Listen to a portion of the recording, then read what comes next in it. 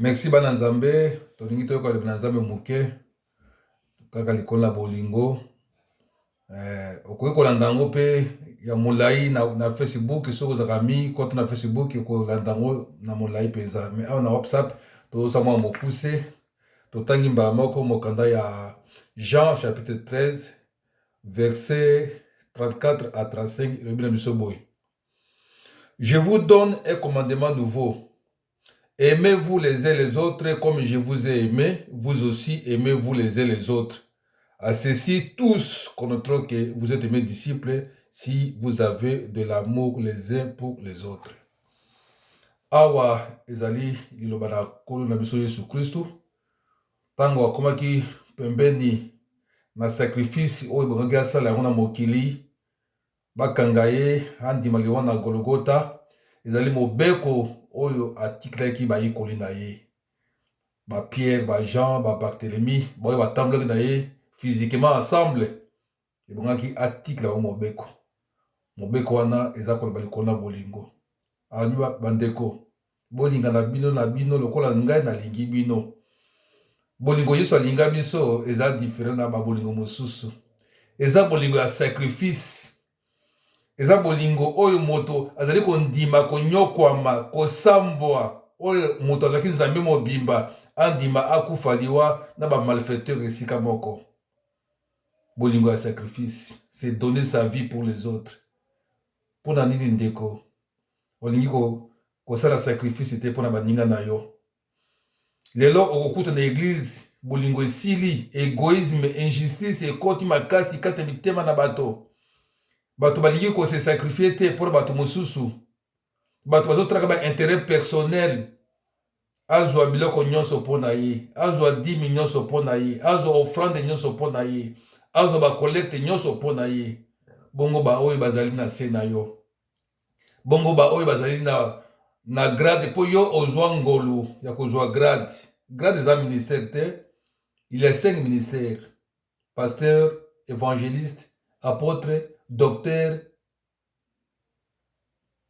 des ministères. Mais administration epesa yo ngolu ya kozala archbishop, ya kozala bishop, ya kozala fulani ndeko. Eza ministère te. Siko baninga na wana bazwi ngolu wana te. Pona nini oza komonda bango pamba? Si pona kozanga bolingo. Mokolo Yesu akoya akosambisa nga na yo likolo na bolingo. Po eza commandement. Ayebisi bayekoli na ye, abisi vous m'aimez, gardez mes commandements. Siko apesi biso commandement ya bolingo. Est-ce que tozali ko garder yango? Ce que tozali ko garder yango te, tozali ko se faire ba rebelle, ba tomboki à la parole de Dieu. Na mokolo suka tokozanga lola pona kozanga bolingo. L'amour couvre une multitude de péchés. Pona kozanga bolingo olimbisaka bato te. Pona kozanga bolingo o déclasser baninga na yo na musala, on dirait que église yango yondo okufela bato na Golgotha yote, c'est Jésus Christ. Yende mokolo église pe abandango na yote, abandango na ba Pierre na ba Jean, bango bakende biso totikali. Pe soko na lokolo ayete biso tokoleka basusu ba continuer nango. Pona nini konyokola baninga na yo? Eloko eza mabe kozanga bolingo komi linga yo moko. Paul alobi na Philippiens chapitre 2 verset 20 à 21. Je n'ai personne qui prend à cœur mon problème. Chacun cherche ses propres intérêts. Oza koluka kaka intérêt ya yo bongo baninga na yo. Bien aimé, tozongisa bolingo. Eza commandement. Oh Jésus atikela biso. Bayuda na tango ya kala pe bazaki pe na bolingo pe na balwa na bango hein.